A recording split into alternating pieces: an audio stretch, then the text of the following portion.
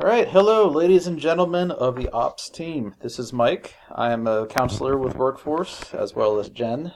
And we reviewed over some things here for the Fantic application, and you all do a great job.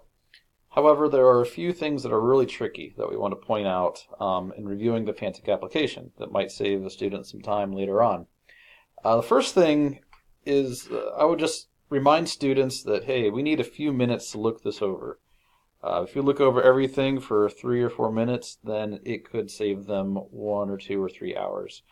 I used to work in financial aid, so I understand how students want to run in there and run out, but again, they could save a lot of time by just staying put.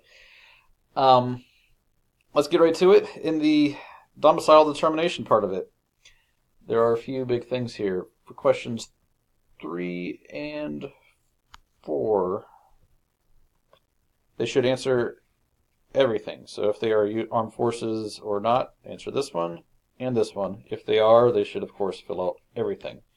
Same with 4, both questions, everything if they are, in fact, military. All right, number 5 and 6, similar issues. They should be sure to fill out both questions. If the answer is yes, then they continue on for 5 and for 6. For question number 10, if they say that they have not been registered to vote in Virginia, they should then answer if they have been in another state. Spoiler alert, if they are from another state, likely they're not eligible yet, but then again, we can review it. All right, at the top of this page, we will go. Be sure that they select one of these. This will be based on whoever claimed them as an exemption in taxes, so whoever claimed them. So if they claim themselves, well, it would be self. If the student had someone else claim them in their taxes, then whoever that other person is, a spouse, a parent, a legal guardian, they would select it and then fill out as required, as it shows here, 1 or 2 for A, 3, 4, 5, 6 for B. All right, one quick thing. Everyone knows this, of course, but be sure to double check application signature and date for the MOU and for the determination form here. All right, finally, let's get to the tax return transcript. I emphasize the words tax return transcript. Here it is. There's another kind of transcript out there called the tax account transcript. That unfortunately is not what we would need. So tax return transcript usually is several pages long. It could be 1 page if the student only worked minimally, didn't have a big return. So let's see here.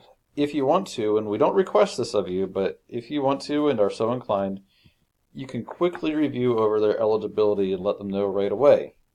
So here's how to do it. Pretty straightforward. You might be surprised. We will look at the... Oh, I just got an email. We will look at the form right here. So here it is, exemptions in which you are claimed, and the numbers.